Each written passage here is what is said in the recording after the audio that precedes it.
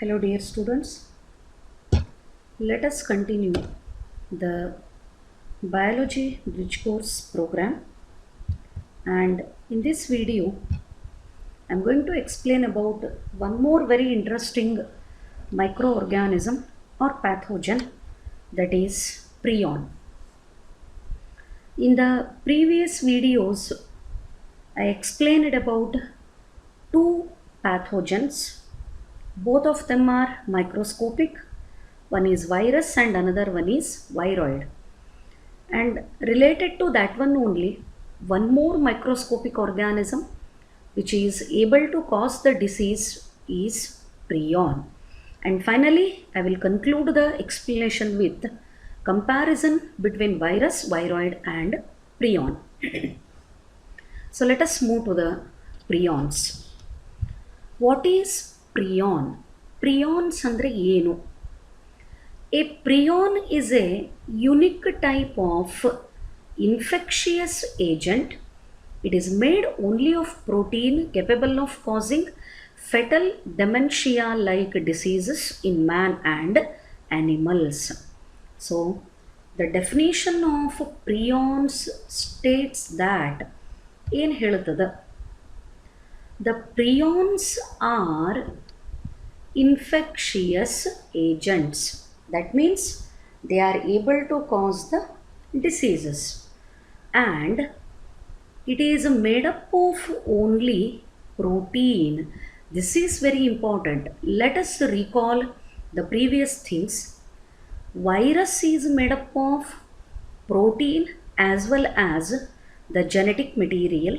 It may be DNA or it may be RNA. And viroids are made up of only RNA. They don't have any protein coat.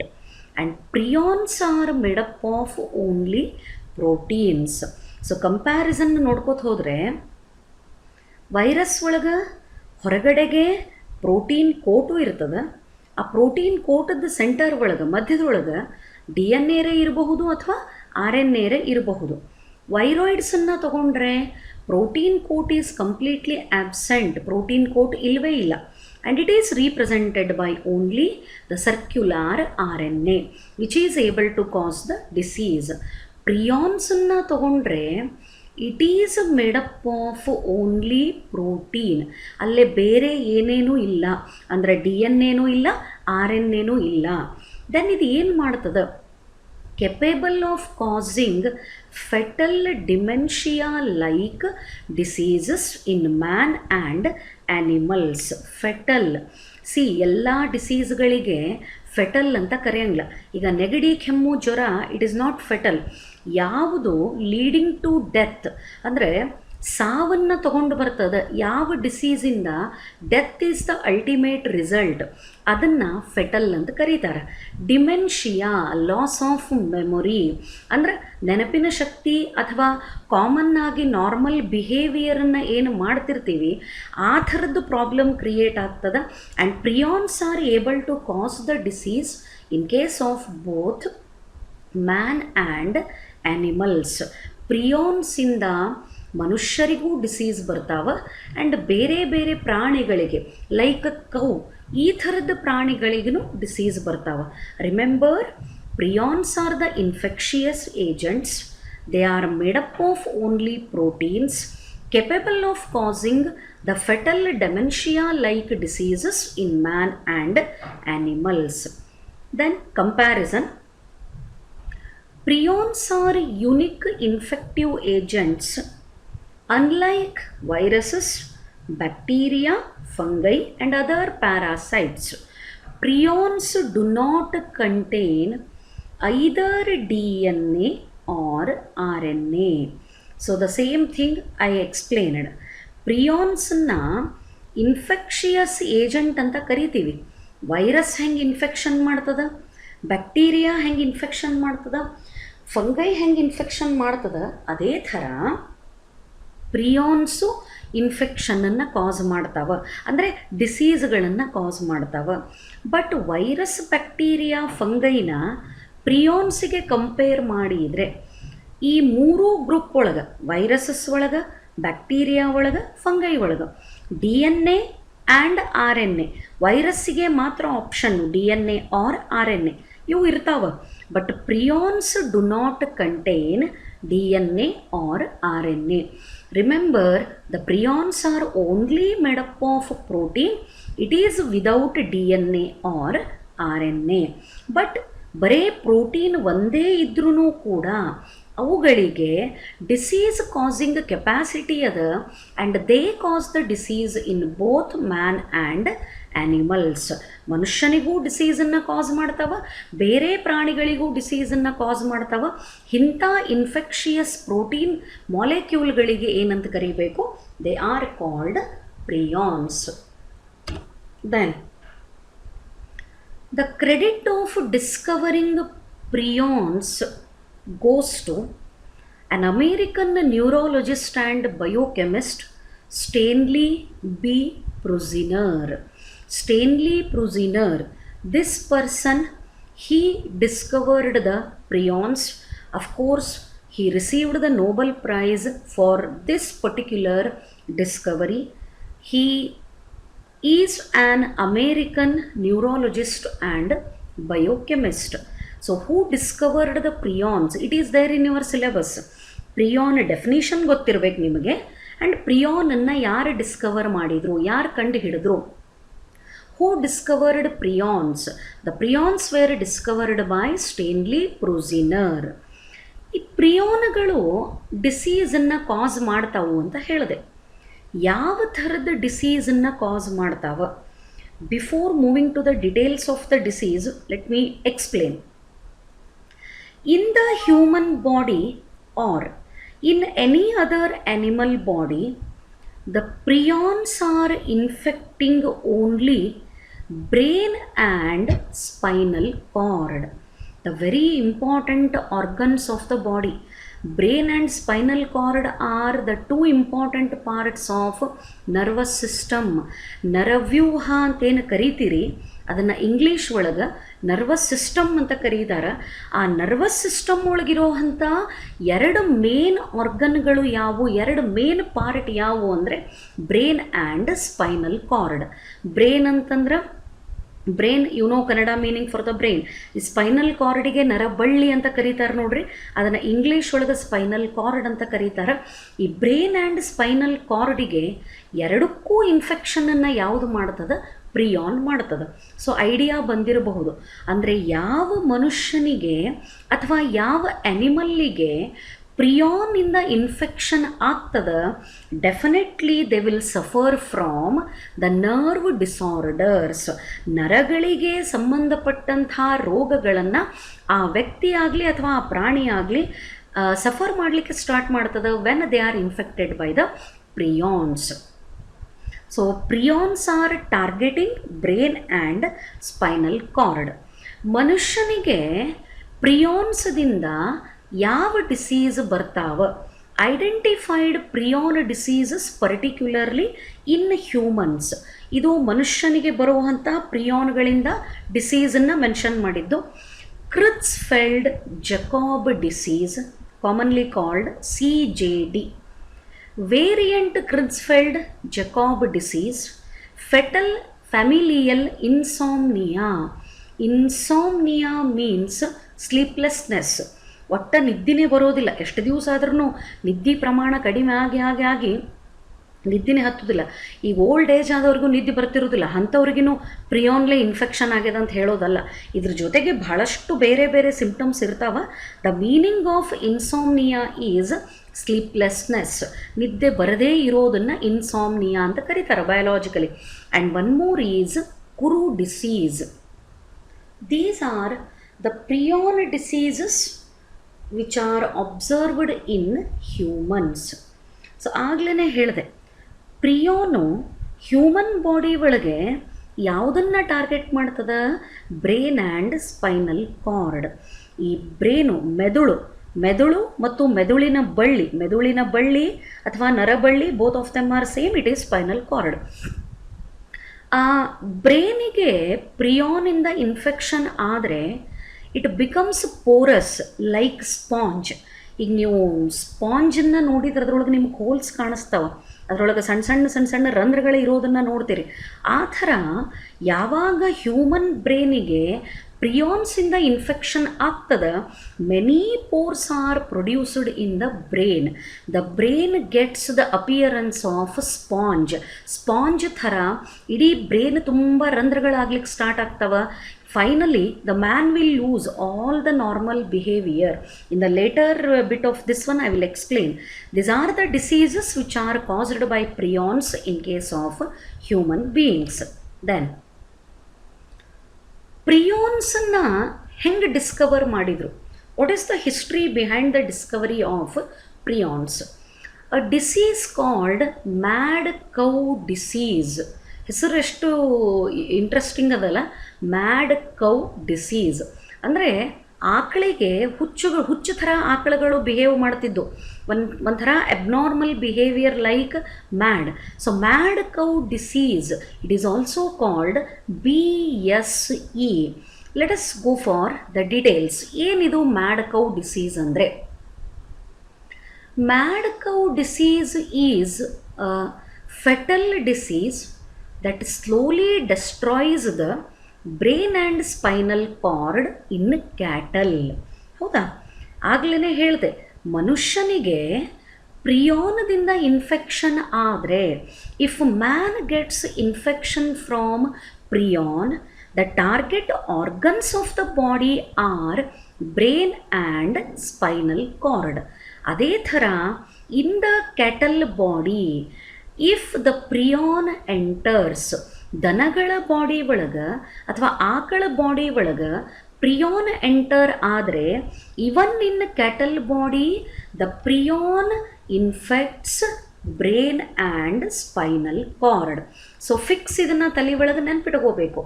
ಪ್ರಿಯಾನ್ when enters into the human body or in to the cattle body, it infects only brain and spinal cord, and finally death is the ultimate result. ಮನುಷ್ಯನಿಗೆ infection ಆದ್ರೂ ಕೊನೆಗೆ ಮನುಷ್ಯ ಸಾಯೋದೆ, ಈ ಕೆಟಲಿಗೆ infection ಆದ್ರೂ ಅದು ಕೂಡ ಕೊನೆಗೆ ಸತ್ತು ಹೋಗ್ತದೆ. It is also known as BSE. BSC ಅಲ್ಲ, it is BSE. What is the expansion of BSE? This you should know. B for bovine, S for spongiform, and E for encephalopathy. Encephalopathy ಒಂದೊಂದೇ ಶಬ್ದನ explain ಮಾಡ್ಕೋತ ಹೋಗ್ತೀನಿ. Bovine, group of the cattle is commonly called bovine. ಈ ದನಗಳ ಗುಂಪಿಗೆ ಬೋವೈನ್ ಅನ್ನೋ ಅಂಥ ಶಬ್ದನ ಬಳಸ್ತದೆ. Spongiform, once the brain gets infection from prions, the structure of the brain becomes sponge-like. ಪ್ರಿಯಾನ್ಗಳಿಂದ ಬ್ರೈನಿಗೆ ಇನ್ಫೆಕ್ಷನ್ ಆದರೆ, ಅದು ಕೆಟಲ್ ಬ್ರೈನ್ ಇರಬಹುದು ಅಥವಾ ಹ್ಯೂಮನ್ ಬ್ರೈನ್ ಇರಬಹುದು, ಆ ಬ್ರೈನ್ ಯಾವ ಥರ ಅಪಿಯರ್ ಆಗ್ಲಿಕ್ಕೆ ಸ್ಟಾರ್ಟ್ ಆಗ್ತದೆ? ಸ್ಪಾಂಜ್ ಥರ ಅಪಿಯರ್ ಆಗಲಿಕ್ಕೆ ಸ್ಟಾರ್ಟ್ ಆಗ್ತದೆ. ಎನ್ಸೆಫಾಲೋಪತಿ, disease of the brain. ಎನ್ಸೆಫಾಲಿಕ್, cephalic ಅಂದರೆ ಹೆಡ್ ರೀಜನ್, ತಲೆ ಭಾಗ. ಆ ತಲೆ ಭಾಗದ ಒಳಗಡೆಗೆ ಬ್ರೈನ್ ಅದ, ಎನ್ಸೆಫಾಲಿಕ್ ಅಂತ ಬರಿತೀವಿ. ಎನ್ಸೆಫಾಲೋಪತಿ ಅಂದರೆ ಡಿಸೀಸ್ ಆಫ್ ದ ಬ್ರೈನ್ ಅಂತ ಅರ್ಥ. ಸೊ ಯಾವಾಗ ಪ್ರಿಯಾನು ಕೌ ಬಾಡಿ ಅಥವಾ ಹ್ಯೂಮನ್ ಬಾಡಿನ ಇನ್ಫೆಕ್ಟ್ ಮಾಡ್ತದ, the brain gets sponge like appearance, it is called spongiform encephalopathy. ದನಗಳಿಗೆ ಸ್ಪೆಸಿಫಿಕ್ ಆಗಿ ತಗೊಂಡಾಗ the term bovine is used. Mad cow disease is also called bovine spongiform encephalopathy. The same explanation here I have mentioned. The word BSE is short, but it stands for a disease with a long name, bovine spongiform encephalopathy. Bovine means that the disease affects the cows. ಯಾವುದು ಈ ಕ್ಯಾಟಲ್ಗಳಿಗೆ affect ಮಾಡ್ತದೆ ಅದನ್ನು bovine ಅಂತ ಕರಿತೀವಿ.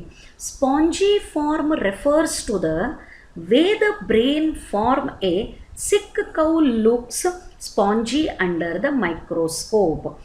ಈ ರೋಗ ಬಂದಂಥ ಆಕಳ ತಲೆನ, ಆಕಳ ಬ್ರೇನನ್ನು ಮೈಕ್ರೋಸ್ಕೋಪ್ ಒಳಗೆ ನೋಡಿದಾಗ ಅದು ಸ್ಪಂಜ್ ಥರ ಕಾಣಿಸ್ತದೆ.